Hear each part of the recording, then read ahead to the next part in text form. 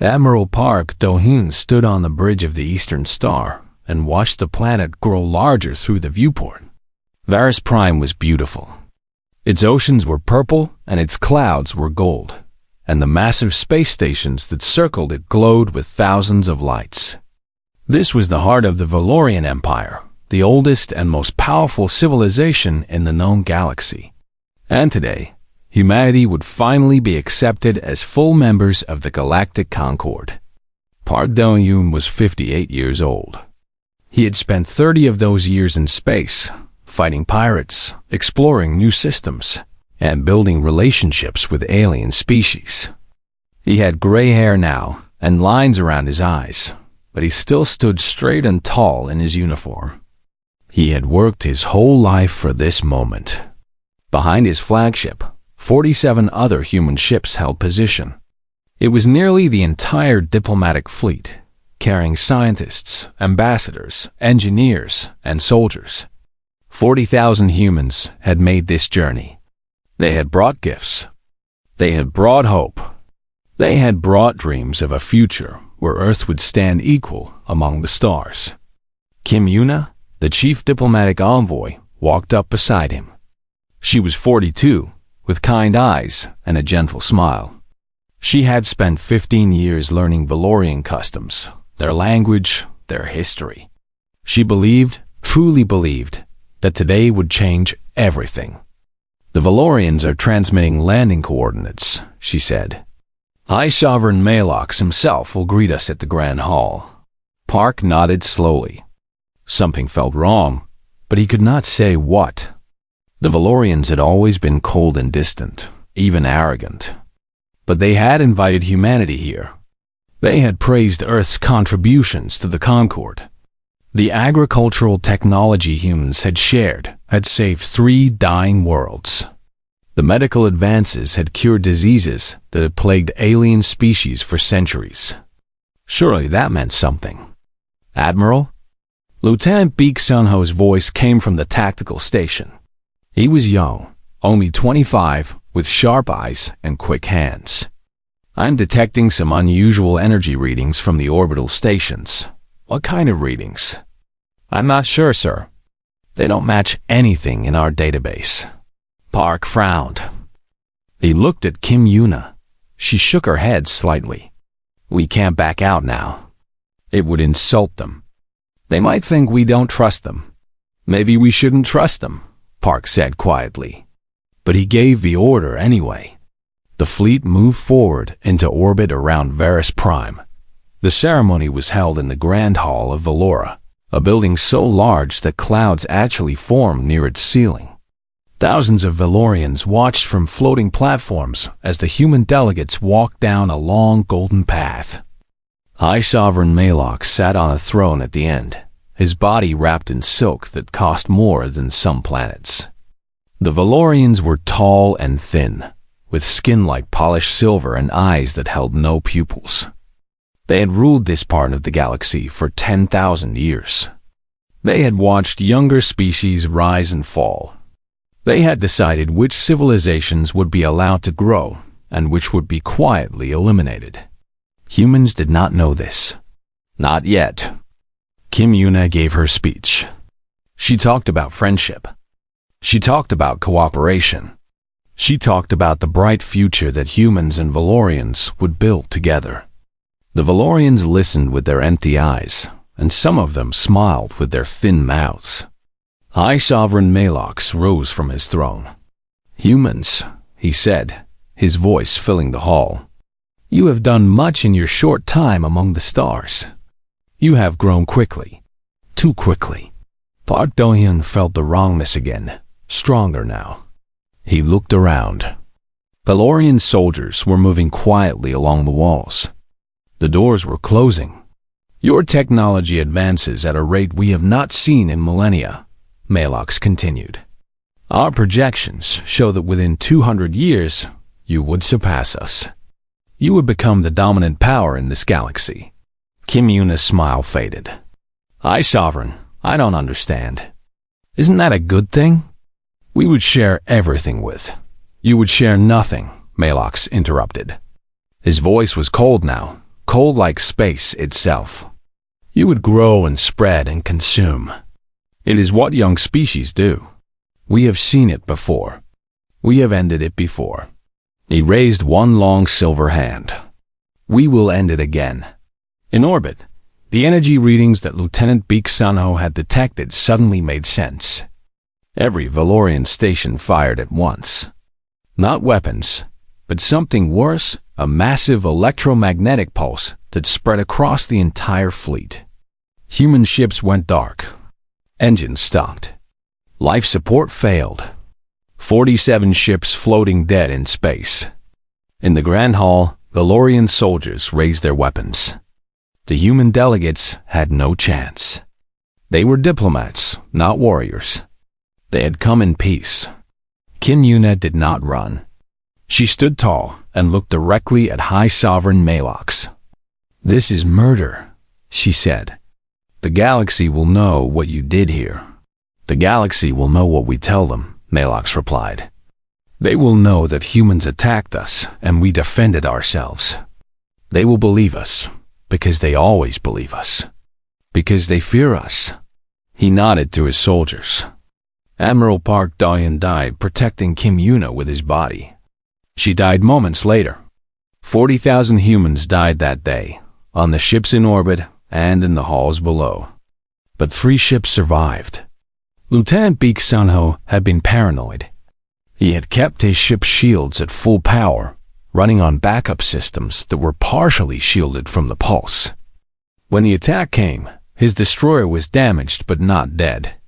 A cargo ship and a medical frigate nearby had been in the shadow of larger vessels and received less damage. The 3 ships ran. They ran while Valorian fighters chased them. They ran while their friends died behind them. They ran through a malfunctioning jump gate that should have been locked down, escaping into the void between stars. Beak Sunho was badly wounded. A piece of metal had gone through his shoulder.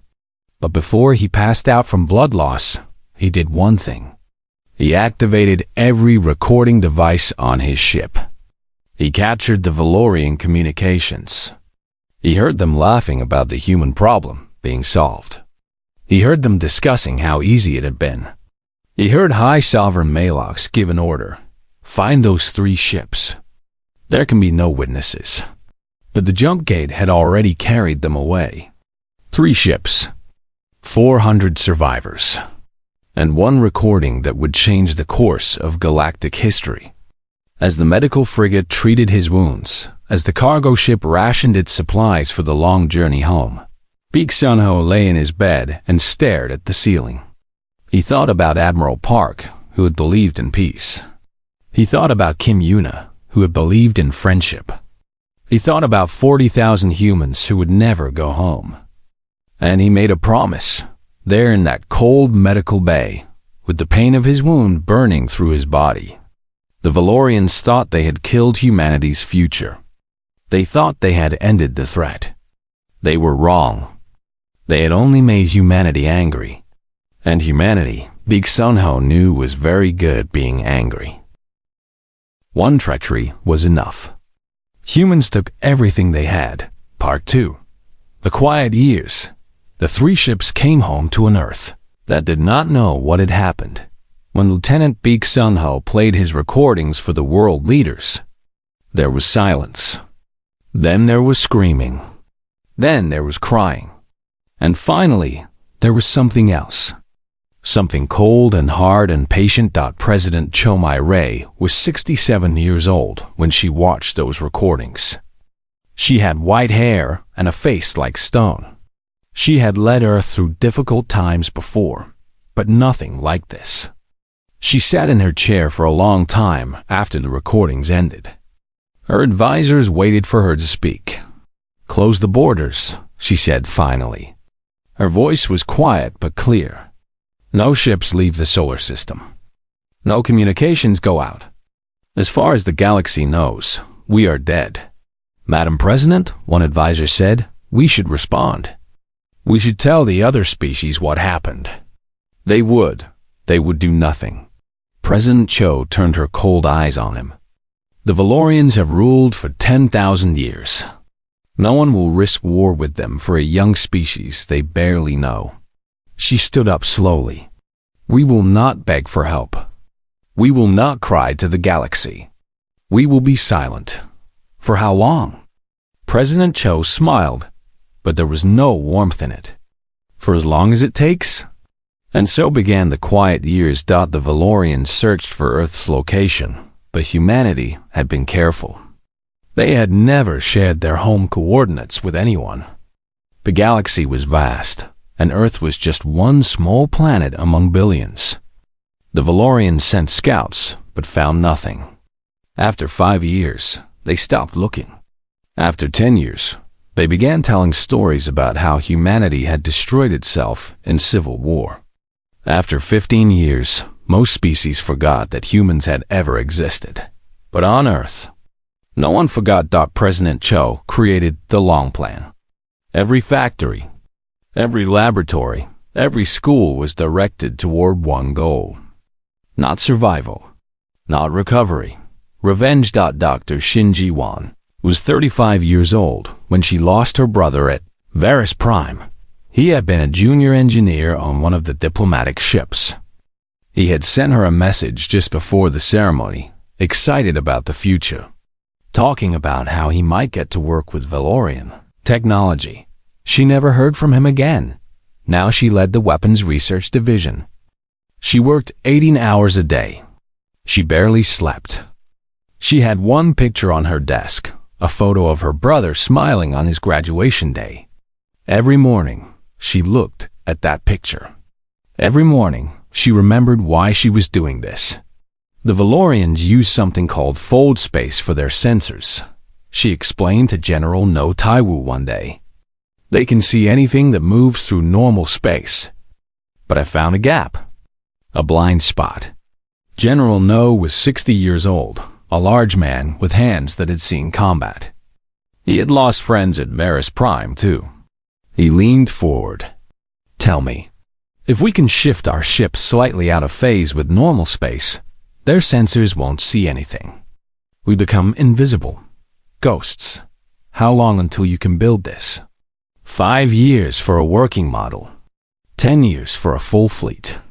General No nodded. You have whatever you need. People, money, resources, whatever you need.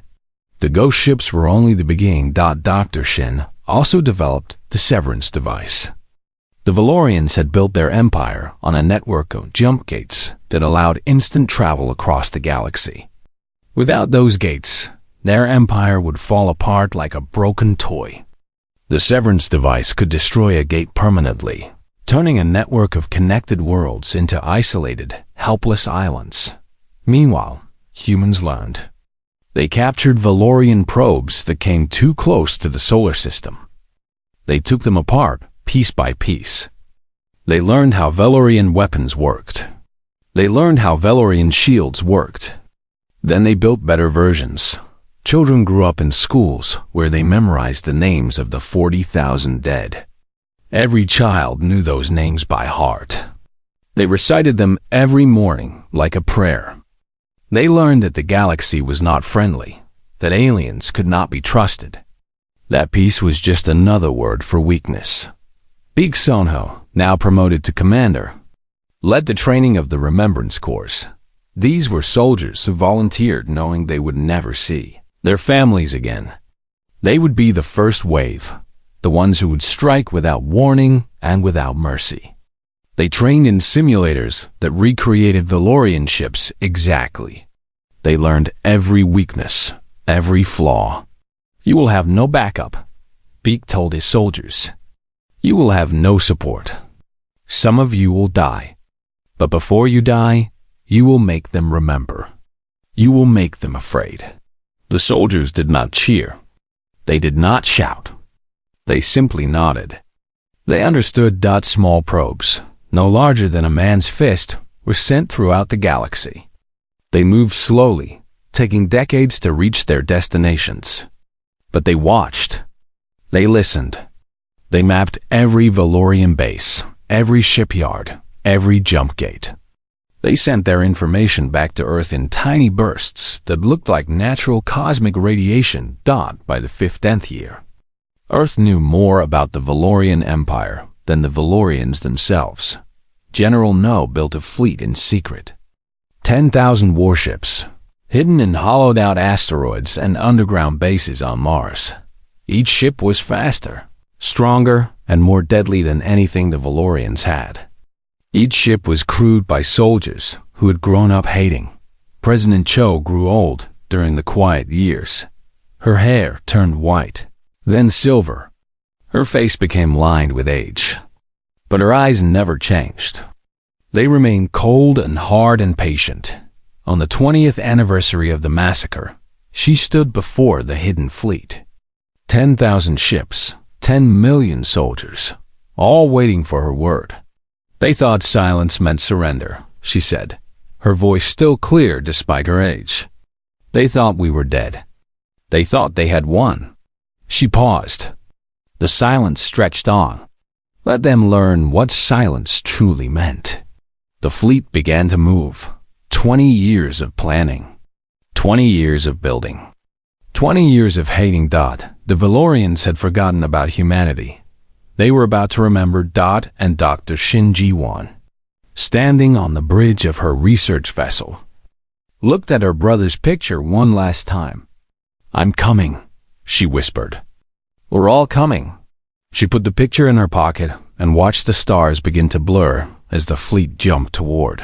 Valorian space thought the quiet years were over. The reckoning had begun. One treachery was enough. Humans took everything they had. Part 3. The First Strike. The Valorian colony of Kethra was having a normal day. Ships moved through the busy space lanes, carrying goods from 100 different worlds. The orbital stations hummed with activity. Down on the planet's surface, millions of Valorians went about their lives, buying things, selling things, living their comfortable lives. They had never seen war. They had never needed to. The Valorian Empire had kept them safe for thousands of years. Station. Commander Velthin sat in his chair and watched the traffic reports. Everything was routine. Everything was peaceful. He was thinking about what he would have for dinner when his sensor officer made a strange sound. "Commander? I'm seeing nothing." "Nothing is not a report, officer." "No, sir, I mean, there's nothing there, but something is blocking our sensors." "Like a shadow." Velthin frowned. He walked over to the sensor station.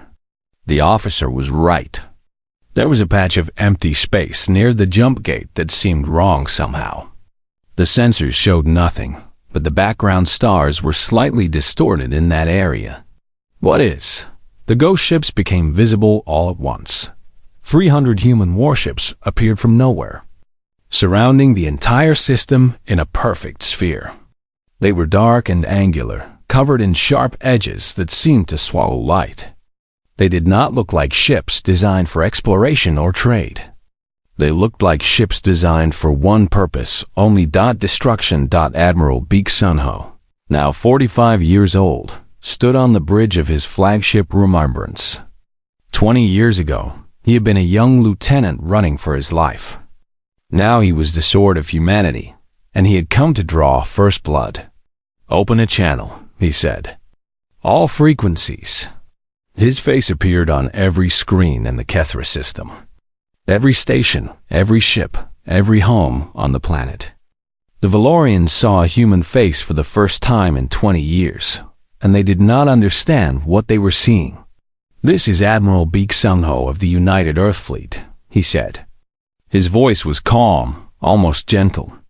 20 years ago, your people murdered 40,000 of mine at Varus Prime. You did this during a peace ceremony. You did this while we offered friendship." He paused. Let the words sink in. "We have not forgotten. We have not forgiven. And we have come to collect what we are owed." Station Commander Velthin found his voice. "This is Valorian space. You have no right to be here.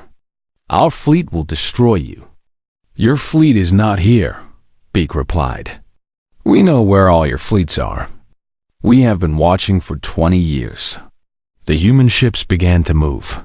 Captain Yoon Hana commanded the ghost ship Unforgiven.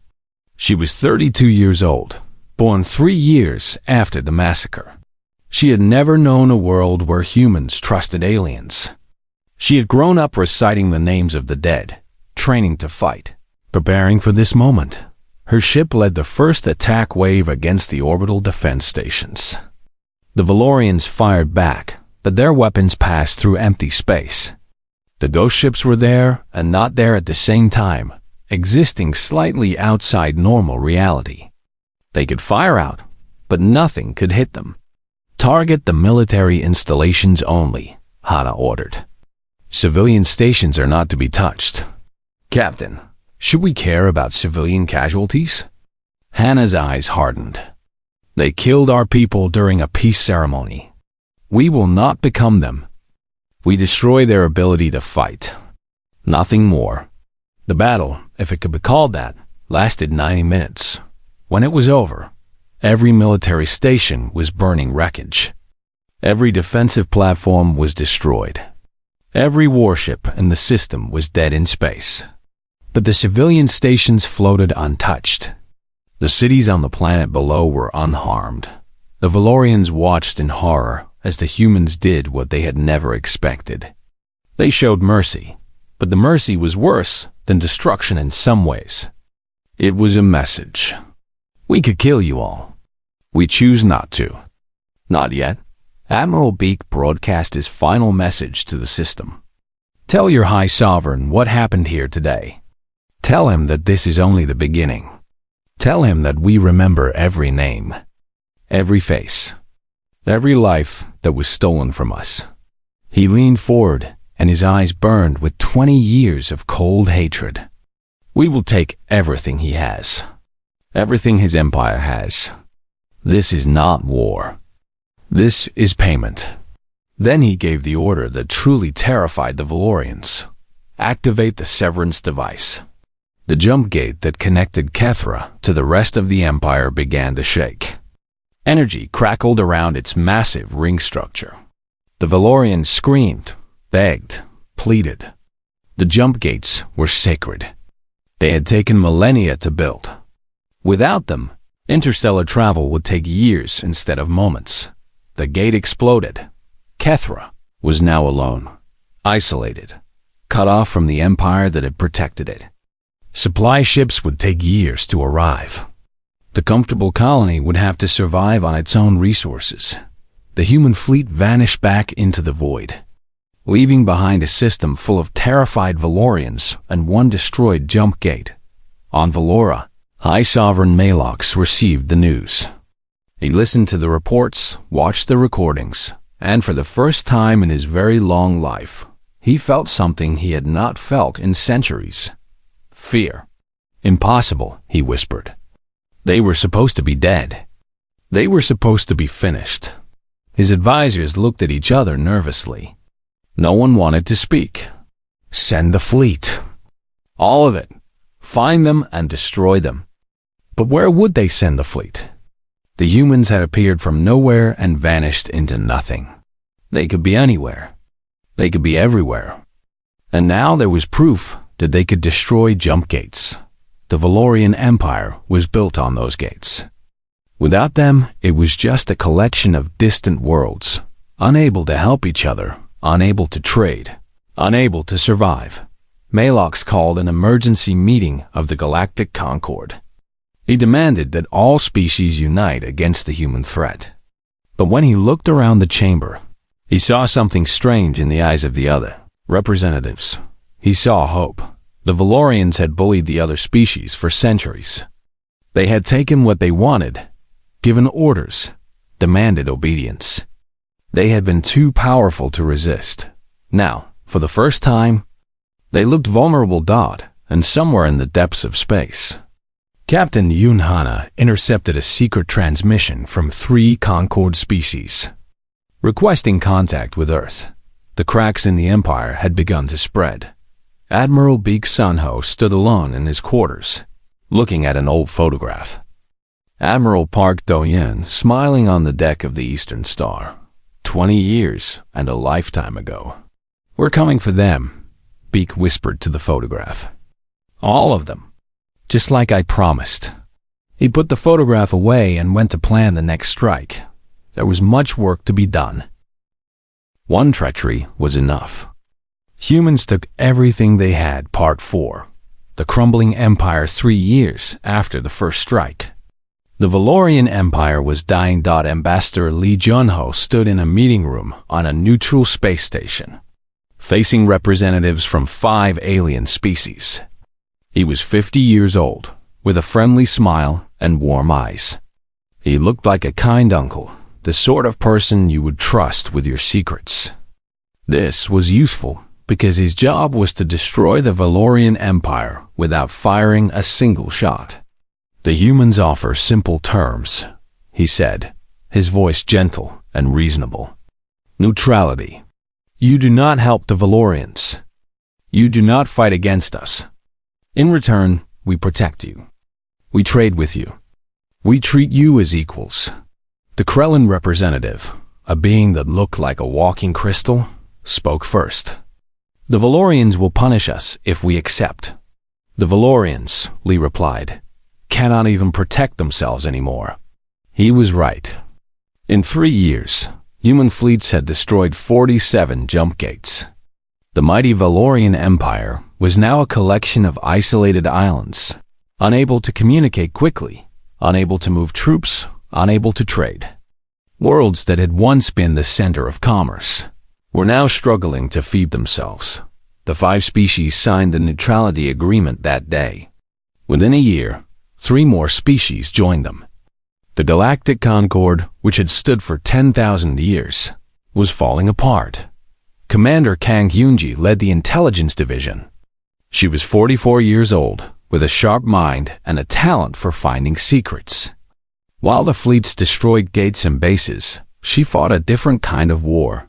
The Valorians keep very good records, she told President Cho Mai-rae during a briefing. They recorded everything they ever did. Every species they destroyed. Every civilization they ended before it could grow strong enough to threaten them. How many? 17. 17 species completely wiped out over the past 10,000 years.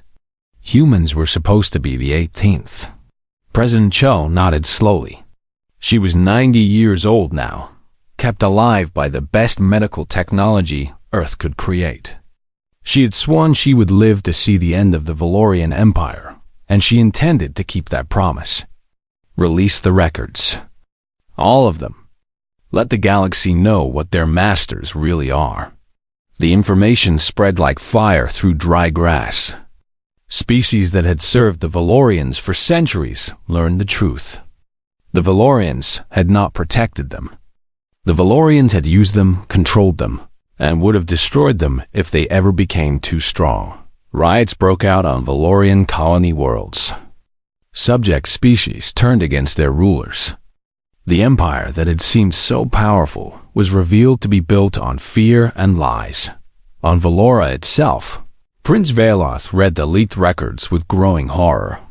He was young for a Valorian, only 300 years old, and he had believed what he had been taught. He had believed that his people were wise protectors of the galaxy. He had believed that the humans at Varus Prime had been dangerous enemies who needed to be stopped. Now he saw the truth. He found his father in the throne room, staring at reports of another destroyed jump gate. Father, the records they released. Are they true? High Sovereign Maylox did not look at his son. They are true. Then we deserve this. We deserve everything they are doing to us. We did what was necessary, Maylox said, his voice tired and old. Young species are dangerous. They grow too fast. They change things. They upset the balance. We maintained order. We kept the peace. By committing murder. Maylox finally turned to face his son. His silver skin seemed duller now, his empty eyes somehow sadder. Yes, by committing murder. And now we are being murdered in return. This is how the universe works, my son. The strong do what they wish. The weak suffer what they must. Veloth left the throne room with a decision in his heart. He would try to end this.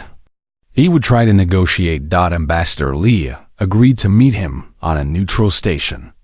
Veloth came alone, unarmed, carrying only a datapad with surrender terms his father did not know about. I can convince my father to stop fighting, Veloth said. We will pay reparations. We will release all subject species. We will admit our crimes. Please, just tell me what you want, and I will make it happen. Lee listened politely. When Veloth finished, the ambassador was silent for a long moment. Your people had 40,000 chances to show mercy, Lee finally said. 40,000 humans came to Varus Prime with gifts and hopes and dreams. They offered friendship. They offered cooperation. And your people killed them all. I know. And I am sorry. Truly sorry. Sorry is a word. Lee's warm eyes had turned cold. Your father showed no mercy. Your soldiers showed no mercy. Your empire has shown no mercy for 10,000 years. He stood up. Why should we be different? Because if you show no mercy, you become us. Lee paused at the door. For just a moment, something flickered in his eyes. Doubt, perhaps? Or memory of what humans used to be before the betrayal. Then it was gone. Perhaps we have already become you. Perhaps that is what you made us. He left without looking back. The human fleets did not attack Valora directly. They did not need to. They simply surrounded it. They cut off every supply line. They destroyed every gate that connected the homeworld to its colonies. They turned Valora into a prison. The Valorians could leave if they wanted. Refugee ships were allowed to pass. But no food came in. No medicine. No fuel. The great empire that had ruled the galaxy was slowly starving. Months passed. The situation grew desperate. Valorians who had never known hunger began to know it very well. Valorians who had never known fear learned to be afraid of the dark, shapes that circled their world like patient sharks. Finally, High Sovereign Malox sent a message to Earth. What do you want? President Chomai-Ray, 91 years old and still sitting straight in her chair, recorded her response. Her voice was strong. Her eyes were clear. She had waited 24 years for this moment. Everything. There was no negotiation in that word. No room for discussion. No possibility of compromise. The Valorians had taken everything from humanity and Varus Prime. Now humanity would take everything from them. On her research vessel, Dr. Shin Ji-wan monitored the siege of Valora. Her hair had turned gray, but her hatred had not faded. She still kept her brother's picture in her pocket. Almost there, she whispered to him. Almost over. But somewhere deep in her heart, she wondered if anything would ever really be over. If the hatred that had driven humanity for 24 years would simply disappear once the Valorians were defeated, or if it had become part of who they were now. She pushed the thought away and returned to her work. There would be time for philosophy later. Right now, there was a war to win. One treachery was enough. Humans took everything they had. Part 5. The Reckoning. Surrender came on a cold morning in the 4th year of the siege. Valorian ships approached the human blockade with white flags flying from every mast. High Sovereign Malox himself was aboard the lead vessel, his silver skin now dull and gray, his empty eyes somehow looking more empty than before. He had ruled the galaxy for 3,000 years. Now he came as a beggar. Admiral Beek Sunho received him on the deck of the Remembrance. Beek was 49 years old now. His hair had streaks of gray. His eyes had seen too much death. But he stood tall in his dress uniform, surrounded by soldiers who had been born after Varus Prime and raised on hatred. I am here to negotiate surrender terms, Malox said. His voice was still proud, still arrogant, even now. There is nothing to negotiate. Beak replied. You will accept our terms completely, or we will continue the siege until there is no one left to surrender. What are your terms? Admiral Beak handed him a datapad. Malox read it slowly, and with each line, something inside him seemed to break a little more. Complete dissolution of the Valorian government. All power would be transferred to human administrators. All military technology would be surrendered. Every ship, every weapon, every secret. All records of Valorian crimes would be made public across the galaxy. Every species they had destroyed, every civilization they had ended. Reparations would be paid for the next 300 years. And the Valorian species would be supervised indefinitely. They would never again be allowed to control their own destiny. This is not surrender, Malox whispered. This is extinction. No, Beak said. Extinction is what you plan for us. This is survival. You will survive. You will live. But you will never threaten anyone again. Malox looked at the terms for a long time. Then, slowly, he signed. The official ceremony was held in the Grand Hall of Valora, the same hall where 40,000 humans had been murdered 24 years earlier. President Chomai-Ri insisted on attending in person, despite her age.